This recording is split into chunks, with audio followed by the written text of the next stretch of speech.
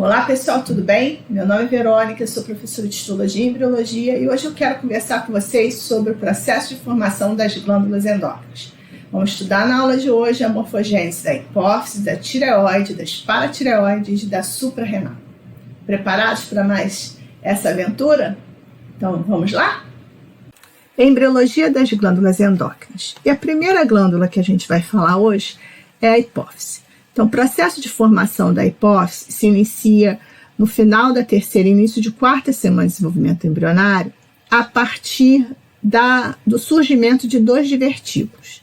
Um divertículo neurohipofisário, que surge como uma proliferação do assoalho do diencéfalo.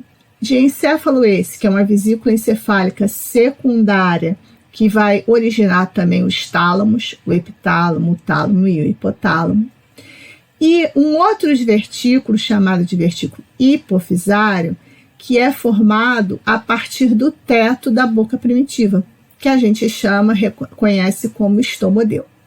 Esse divertículo neurohipofisário, ele vai se projetar caudalmente, crescendo em direção ao divertículo hipofisário, que se projeta cranialmente.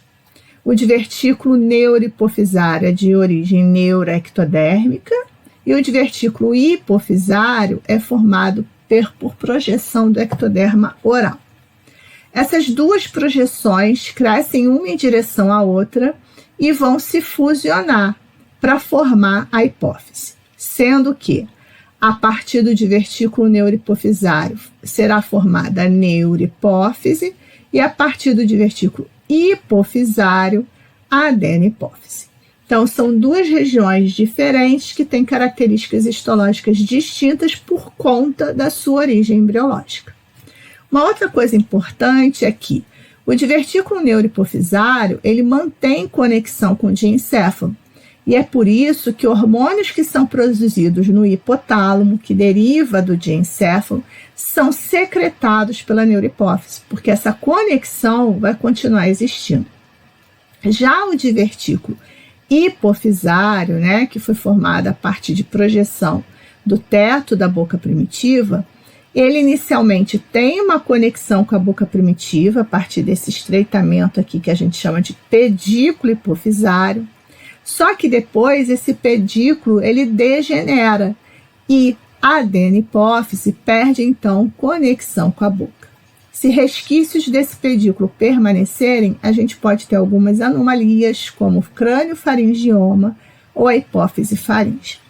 Uma outra coisa importante durante o desenvolvimento da hipófise é o seguinte, que conforme esses divertículos eles vão se aproximando, e se conectando, o mesoderma ao redor, o mesênquima ao redor, sofre um processo de ossificação intramembranosa e forma o osso esfenoide ao redor da hipófise em desenvolvimento. É por isso que a hipófise ela fica localizada na fossa hipofisária, que é um acidente ósseo do osso esfenoide.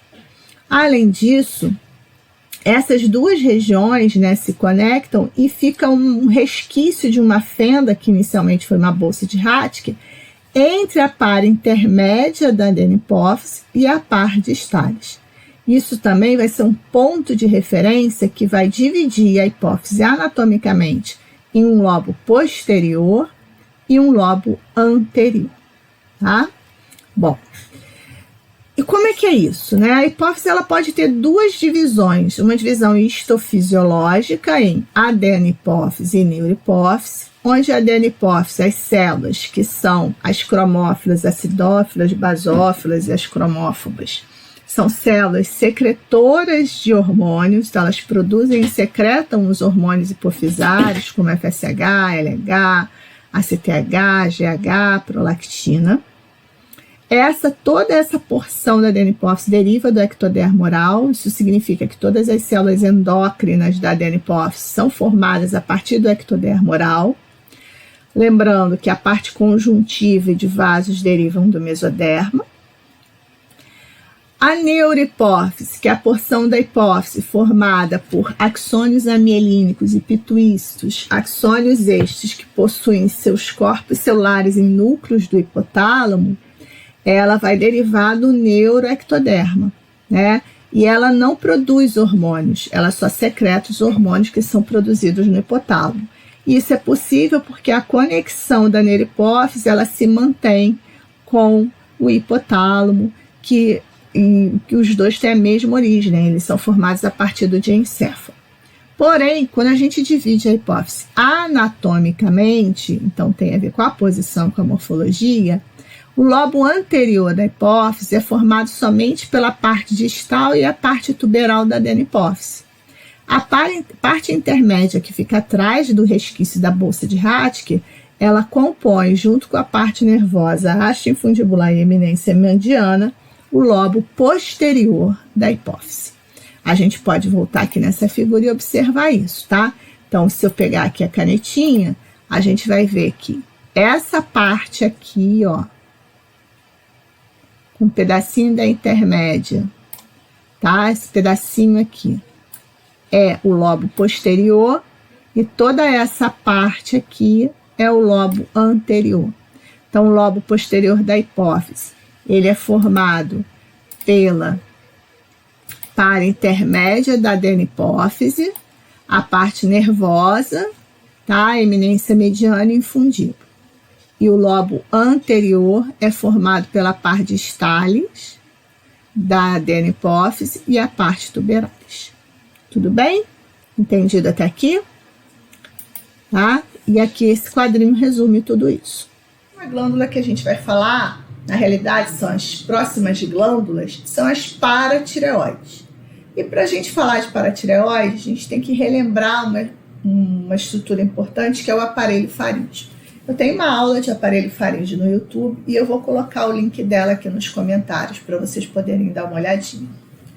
Bom, esse aparelho faríngeo é uma estrutura responsável pela formação da cabeça e do pescoço, e a gente vai ver que várias estruturas associadas à cabeça e pescoço derivam desse aparelho faríngeo, e ele tem 4 componentes principais. Os arcos faríngeos, que são esses bastões de mesoderma aqui, que são revestidos externamente por ectoderma e internamente por endoderma.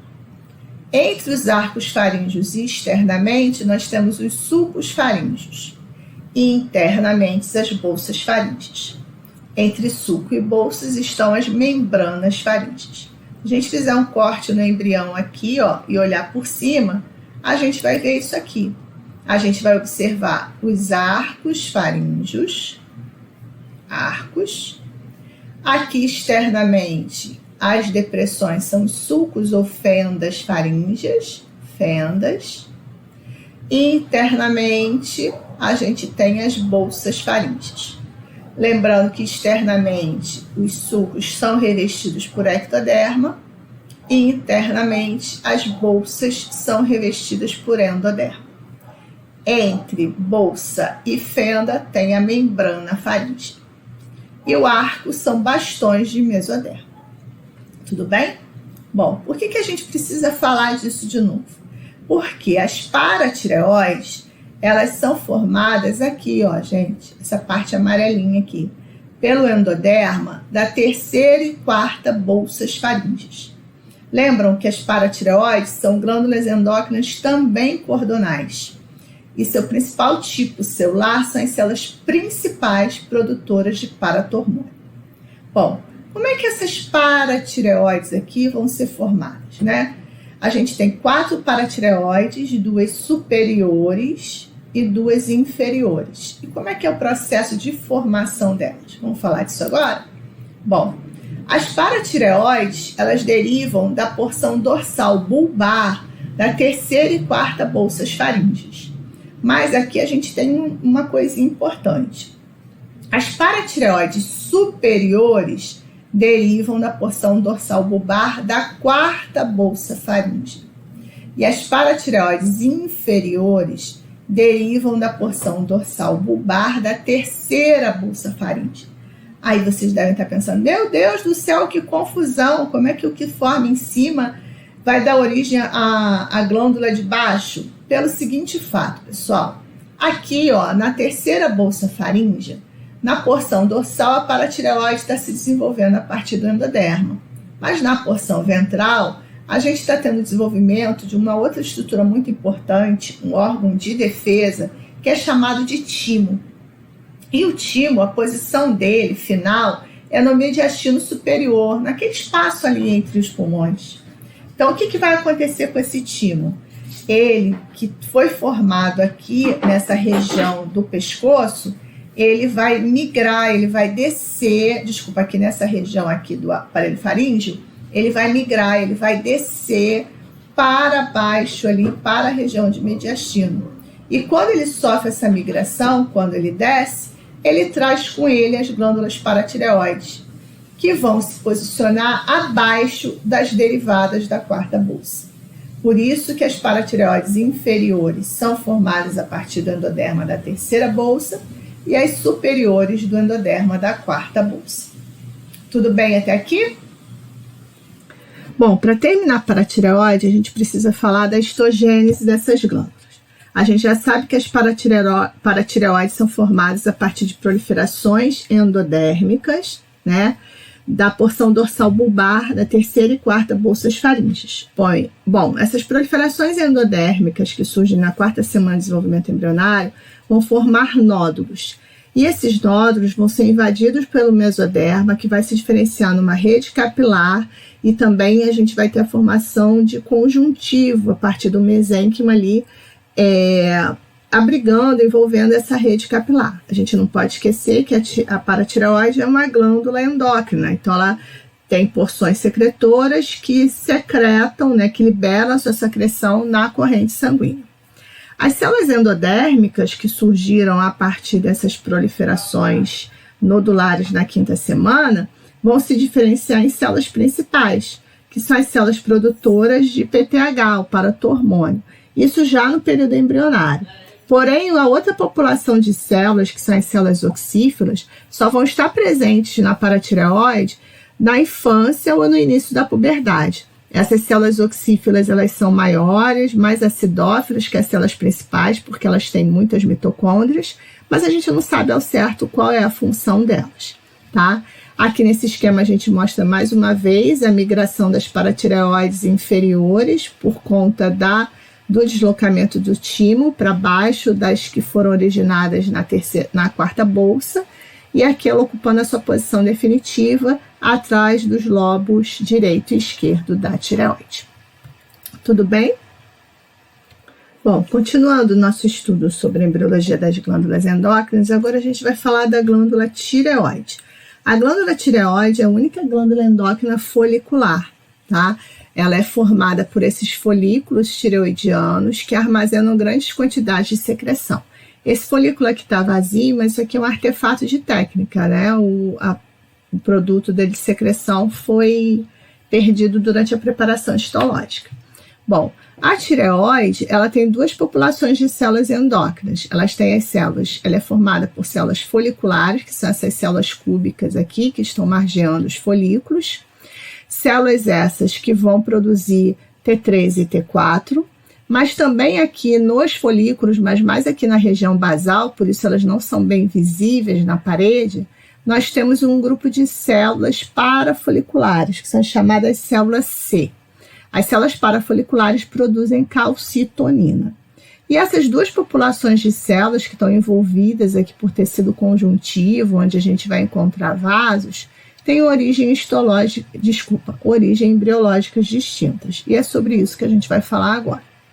Bom, como é que é o processo de desenvolvimento da tireoide? A tireoide é a primeira glândula endócrina a funcionar e ela começa seu processo de formação aproximadamente 24 dias após a fecundação. Quando surge aqui, no assoalho da faringe primitivo, um espessamento endodérmico. E esse espessamento endodérmico vai formar o primórdio da tireoide, que é chamado de divertículo tireoidiano. Esse espessamento ele vai surgir na altura do forame cego da língua. A língua vai estar se formando para cá, tá? Só que ele não vai ficar ali. Esse divertículo ele vai se desenvolvendo, crescendo e migrando, até que na 7ª semana a tireoide ela assume a sua posição final, que é abaixo da cartilagem tireoide da laringe. Enquanto esse divertículo vai se desenvolvendo e migrando, inicialmente ele tem uma conexão com o forame cego da língua. E essa conexão é chamada de ducto tireoglosso. Mas depois que a tireoide assume a sua posição final na 7ª semana, esse ducto ele entra em processo de degeneração. Se ele persistir, a gente pode ter algumas anomalias, como por exemplo o cisto do ducto tireoglosso. Bom, gente, esse divertículo tireoidiano, essas células endodérmicas, né, que formam o divertículo, vão originar as células foliculares da tireoide. Então, elas vão formar os folículos tireoidianos. E como é que esses folículos são formados? Essa massa de células endodérmicas vai ser invadida por mesênquima. E o mesênquima, quando invadir, vai estar levando tecido conjuntivo, né, que vai ficar ali entre os folículos, e a gente também vai ter vasos sendo formados ali nesse tecido conjuntivo. E essa invasão mesenquimal vai fazer com que esse espessamento endodérmico ele se divida em cordões epiteliais, que depois serão divididos, isso na 7ª semana, em pequenos grupos celulares, que vão formar uma camada única de células em torno da luz. É o iniciozinho da formação dos folículos.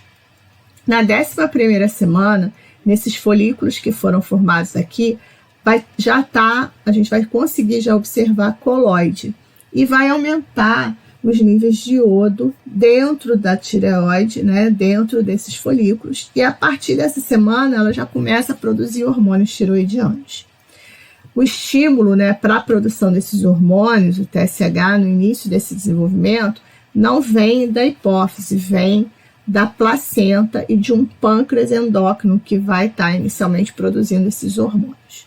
Na 20ª semana, a tireoide ela já está produzindo níveis altos de TSH e tiroxina, né? Assim, já está sendo produzido níveis altos de TSH e tiroxina. Esse TSH já vai estar estimulando a tireoide, ele produzido pela hipófise já na 20ª semana, e na 30ª semana os níveis hormonais alcançam os níveis de adultos, tá? Então é bem rapidinho.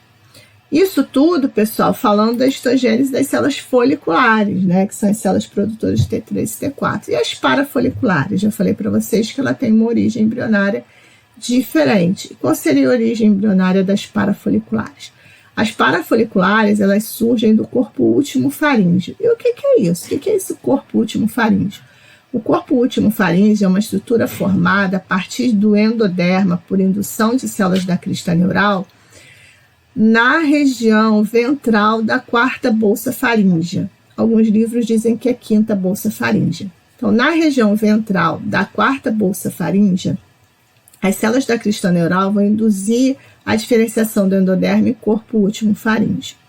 Quando a tireoide, que foi formada lá no assoalho da faringe primitiva, migrar pelo pescoço, passar na frente das bolsas do ocioide, esse corpo último faríngeo vai ser incorporado à parede da tireoide, formando então as células C, tá? Então a migração dela para a sua posição final, ó, lá embaixo da cartilagem tireoide na laringe, ela vai passar em frente à 4ª bolsa, né? E esse corpo último faríngeo vai ser incorporado e as células C vão ser formadas a partir dele.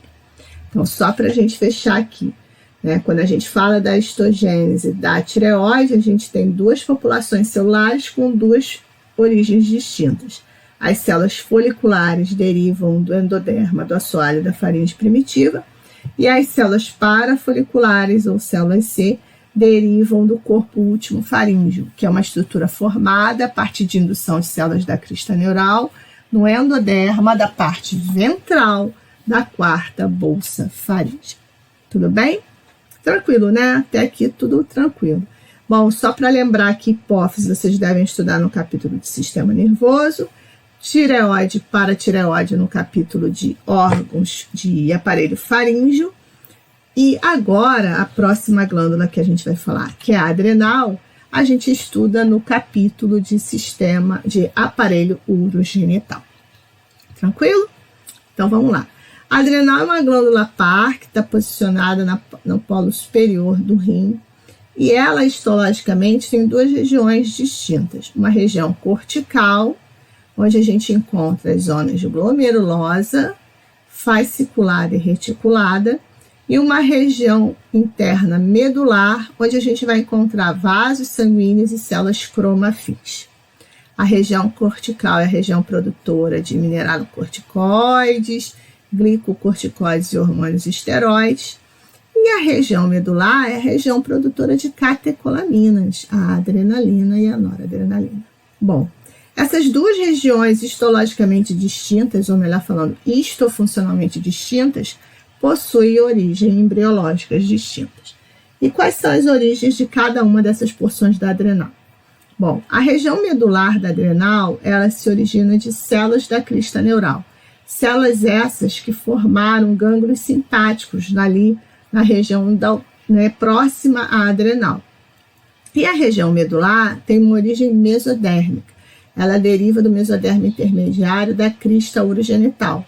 Mas de toda a crista urogenital, não. Do mesodermo intermediário que reveste aqui, que forma o que a gente chama de epitélio celômico, ou mesotélio, da porção entre a raiz do mesentério dorsal e a crista gonadal em desenvolvimento. Então, é aqui entre essas duas estruturas que as células mesodérmicas vão proliferar e se desprender, se destacar para formar o córtex da adrenal. E a formação do córtex da adrenal, durante a formação, a gente tem a formação de dois córtex.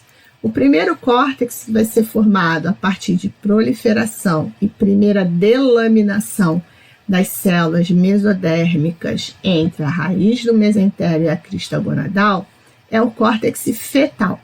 E ele vai ser formado por volta da 5ª, 6ª semana de desenvolvimento embrionário. Esse córtex fetal vai envolver as células da crista neural que migraram do gânglio simpático em desenvolvimento. Logo depois que esse córtex é formado, envolve essas células, uma segunda delaminação vai acontecer aqui nesse epitélio celômico, formando o córtex definitivo. Bom, inicialmente, estudos imunohistoquímicos mostram que existe uma zona de transição entre o córtex fetal e o córtex definitivo. E parece que é essa região de transição que vai se diferenciar na zona fasciculada do córtex adulto. Quando o feto nasce, a adrenal córtex definitivo só tem duas zonas, a glomerulose e a fasciculada. A zona reticulada só é formada no córtex definitivo depois, lá por volta do 3º ano de vida. Tudo bem? Aqui a gente pode ver as células da crista neural e o córtex fetal e definitivo envolvendo elas. Bom, lembrando que a região cortical, a zona glomerulosa, fasciculada e reticulada, derivam do epitélio celômico, que prolifera e sofre duas delaminações. A primeira delaminação forma o córtex fetal, a segunda o córtex definitivo. E as células cromafins, presentes lá na medula, elas são formadas a partir de células da crista neural que migraram de gânglios simpáticos. Essas células são as produtoras de adrenalina e noradrenalina.